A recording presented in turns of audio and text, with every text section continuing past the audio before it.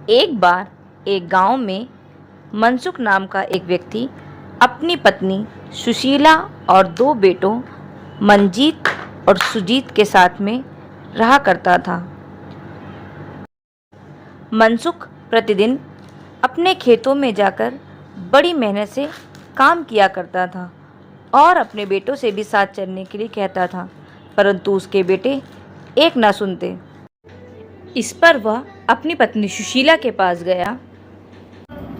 अरे सुशीला, तुम यह क्या कर रही हो? सुबह से खेत पे काम करती हो, मेरे साथ घर का काम करती हो और अब इसके बाद यहाँ साफ सफाई में लगी हुई हो। और वहां देखो अपने दोनों बेटे कैसे बैठ के गप्पे लड़ा रहे हैं। तुम उनसे कुछ कहती क्यों नहीं? हम अब बूढ़े हो रहे हैं, तुम्हें उन्हें समझाना होगा। इन्हें समझाओ कि मेरे साथ खेत पे काम करने चला करें। देखो बाकी सभी लोगों के बेटे भी अब उनके साथ कंधे से कंधा मिलाकर खेत में खड़े होते हैं और फसल में उनकी मदद करते हैं, लेकिन अपने बेटे ये घर में ही बैठे रहते हैं। ठीक है जी, आप कहते हैं तो मैं उन्हें ज़रूर समझाऊंगी। और फिर वे शाम को खाना खाने जब बैठते हैं तो उन्हें उनकी माँ और बाबूजी बहुत समझाने की कोशिश करते हैं कि मेरे साथ खेत पे काम करने चलो, परंतु उनके कानों में जूं तक नहीं रेंगती और वो माता पिता की बातों को हंसी मजाक में लेते हुए खाने का आनंद उठाते हैं और फिर रात में सोने के लिए चले जाते हैं। और मनसुख भाई भी खाना खाने के बाद रोज़ की तरह सोने जाते हैं और सुबह जल्दी उठकर खेत में अपने बैलों के साथ में काम करते हैं।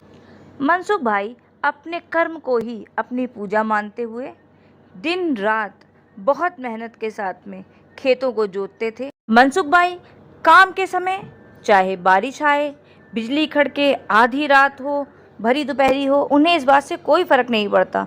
वह सिर्फ मन लगाकर दिन रात काम करते रहते थे, परंतु उन्हें दिन रात एक चिंता सताती रहती थी कि मेरे बाद मेरे बच्चों का क्या होगा। ये तो दिन पर दिन और ही निकम्मे होते चले जा रहे हैं। फिर उनके दिमाग में एक तरकीब सूझी और फिर रात में खाने के समय उन्होंने अपने दोनों बेटों को बुलाया और उनसे कहा, आओ आओ मेरे बच्चों, आज मेरी तबीयत कुछ ठीक नहीं लग रही, इसलिए मैंने तुम दोनों को यहाँ बुलाया है। इस दुनिया से जाते समय तुम्हारे दादाजी ने मुझे एक राज बताया था कि उन्होंने अपने जीवन में कमाया हुआ सारा धन, सारा खजाना अपने ही खेतों के नीचे कहीं गाड़ दिया है। क्या बताऊं, मैं तो सारा जीवन उस खजाने की खोज में इस जमीन को खोदता रहा, पर मुझे तो आज तक कुछ भी ना मिला। मैंने सोचा क्यों ना तुम दोनों भी एक बार प्रयास करके जरूर देखो, शायद तुम लोग कोशिश करो तो तुम्हें ही मिल जाए। खजाने की बात सुनते ही दोनों ही भाई मन ही मन बहुत खुश हुए और सुबह जल्दी उठकर अपने खेतों की तरफ चल दिए। और वहां जाकर दोनों भाई आपस में विचार करने लगे कि हम किस तरह से काम शुरू करें जिससे जल्द से जल्द इस पूरे खेत की खुदाई की जा सके। इस पर दोनों ने आपस में विचार किया कि दोनों अलग अलग दिशा से उस खेत को खोदना शुरू करेंगे, जिससे कम समय व्यतीत करते हुए पूरे खेत की खुदाई का कार्य पूर्ण किया जा सके। खजाना पाने की चाह में उन दोनों ने बहुत ही यत्न से, मेहनत के साथ में बहुत कम समय में पूरे खेत की खुदाई का कार्य पूर्ण किया, परंतु उन्हें खेत में कहीं भी खजाना नहीं मिला। इस पर दोनों बहुत ही उदास होकर के आपस में बातचीत करते रहे और उसके पश्चात वे दोनों अपनी माँ के पास गए और माँ से अपनी बात कही, जिस पर माँ उनके साथ खेत पर आई और फिर माँ ने उन्हें समझाया कि तुम दोनों ने इतनी मेहनत के साथ में इस खेत में खुदाई का कार्य तो पूर्ण कर ही लिया है, तो क्यों ना बीज ही डाल दो। बीज डालोगे तो तुम्हारी मेहनत का कुछ तो फल मिल जाएगा। जिस पर माँ की बात को मानते हुए दोनों भाई अगले ही दिन से खेत में बीज डालने का कार्य शुरू कर दिया और कुछ ही दिनों में उन दोनों भाइयों ने मिलकर पूरे खेत में बीज डालने का कार्य पूर्ण किया। और फिर कुछ ही दिनों में दोनों भाइयों की मेहनत रंग लाई। उन सूखे हुए खेतों में छोटे छोटे पौधे निकल आए, जिन्हें देखकर दोनों भाइयों को बहुत अधिक आनंद हुआ। देखो भैया, देखो। हाँ हाँ छोटे, देखो, ये अपने खेत कितने सुंदर लग रहे हैं।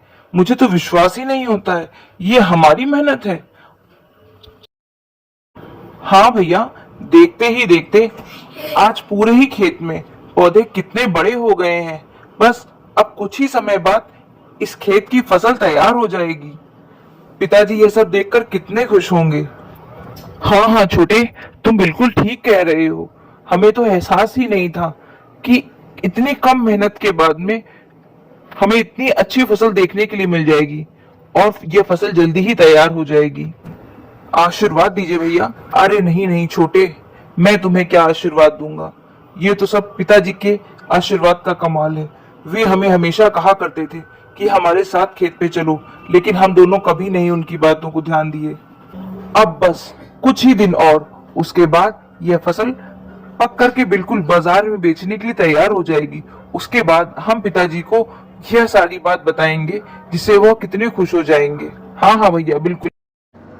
बस कुछ ही दिनों के बाद उनकी फसल पूरी तरीके से तैयार हो जाती है। बालियों में गेहूं पूरी तरह से पक चुके हैं, जिसे देखकर दोनों ही भाई बहुत ही हर्ष का अनुभव अपने मन में करते हैं और शाम को ही अपने माता पिता को अपने साथ में लाकर वह यह दिखाना चाहते हैं कि उनकी मेहनत आज रंग लाई और उनकी फसल तैयार हो गई। तैयार फसल को देखकर मनसुख भाई और सुशीला बहन, उन दोनों की खुशी का भी कोई ठिकाना नहीं रह गया था। वे दोनों अपने बेटों की मेहनत को देखकर बहुत अधिक खुश थे और अब वह दिन आ गया था। सारा गेहूं फसल से कट करके घर में बेचने के लिए तैयार था और दोनों भाई मिल करके यह योजना बना रहे थे कि किस तरह से इसको बेचा जाए और अधिक से अधिक लाभ कमाया जाए। फसल को बेच करके जितना भी धन एकत्रित हुआ वह दोनों लेकर के अपनी माता और पिताजी के पास आके खड़े हो गए और कहने लगे, माँ, ओ माँ, बाबूजी, ये देखिए, फसल को बेच करके जितना भी धन एकत्रित हुआ है वह लेकर के हम आपके पास आए हैं। दादाजी का गड़ा हुआ खजाना तो हमें नहीं मिला, परंतु पिताजी, हमारी मेहनत से आज हमने अपने लिए, अपने सबके लिए यह खजाना यहाँ पर एकत्रित हुआ। अरे वाह मेरे बेटों, मुझे तुम पर बहुत गर्व है। बच्चों, यही तो सच्चा खजाना है। असल में उन खेतों के नीचे कोई खजाना, रुपया, पैसा, सोना, चांदी नहीं, परंतु तुम्हारे दादाजी की यही सीख छुपी हुई थी कि जो फल हमें अपने परिश्रम से मिल सकता है वह किसी गड़े हुए खजाने से नहीं मिल सकता। जीवन का असली आनंद तो परिश्रम के फल में ही छुपा हुआ है। और बच्चों, भले ही खजाने के लालच में, परंतु तुमने भी परिश्रम के फल का स्वाद चख लिया है और जीवन के सच्चे खजाने को प्राप्त किया है। और मैं तुम्हारे इस खजाने को देखकर बहुत अधिक खुश हूँ। मनसुख भाई की तरकीब रंग लाई। उनके बच्चों ने भी परिश्रम के फल को जाना, उसे चखा और जीवन का असली स्वाद लिया। तो बच्चों, इस कहानी से हमें क्या शिक्षा मिलती है? हमें सीख मिलती है कि जीवन में जो मज़ा परिश्रम के फल को खाने से है, वह आनंद हमें पराधीन होकर के अपने जीवन को व्यतीत करने में बिल्कुल भी नहीं है। तो फ्रेंड्स, हमें जीवन में परिश्रम करना चाहिए।